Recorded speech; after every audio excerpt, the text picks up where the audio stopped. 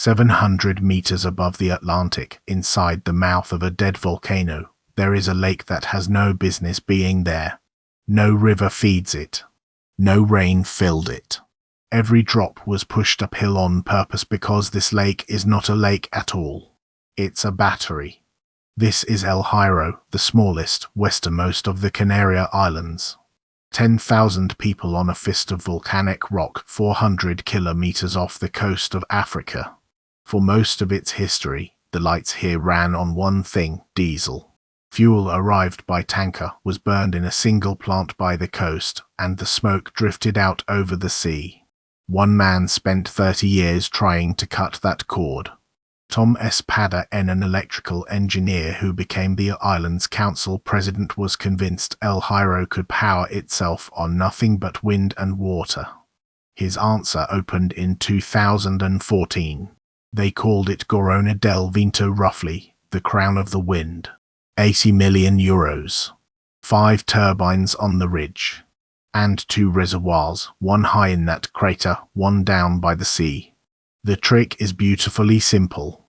When the wind blows hard, the surplus electricity doesn't go to waste. It drives pumps that push water up 650 meters into the crater. Then, when the wind drops and the island still needs power, they open the valves. The water falls back down through turbines and gravity becomes electricity on demand. And it worked. In one stretch, El Hierro ran for 28 consecutive days entirely on wind and falling water. No diesel. A whole island off fossil fuels for the best part of a month.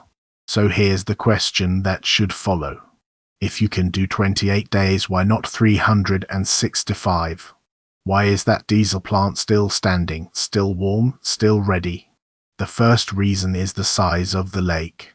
That crater holds enough water for roughly 2 days of demand. No more. When the Atlantic falls calm and out here, sometimes it just stops the turbines slow, the reservoir drains, and there is nothing left to pump it back up. Within days, the battery is empty. The second reason is subtler, and it's the one engineers lose sleep over. A power grid needs more than electricity, it needs stability. Heavy spinning machines that keep the frequency rock steady 50 times a second. On a mainland grid, thousands of those machines share the load. But El Hierro is an island, no cable to the rest of the world. If its grid wobbles, there's no one to lean on. So a diesel generator often idles in the background, not to make power, but simply to hold the whole system steady. Add it all up, and the honest number is not 100%. Across a full year, Corona del Vento covers somewhere around half to 60% of the island's electricity. The diesel still does the rest. But don't mistake that for failure. This one plant saves the island thousands of tons of imported diesel and tens of thousands of tons of carbon every year burned, instead, by a lake in a volcano.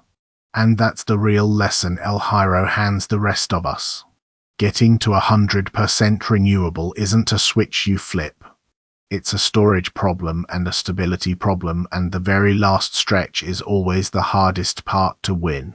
If you want the full breakdown, the exact numbers, the engineering, and what it would actually take to retire that diesel plant for good, the complete story is in the link in the description.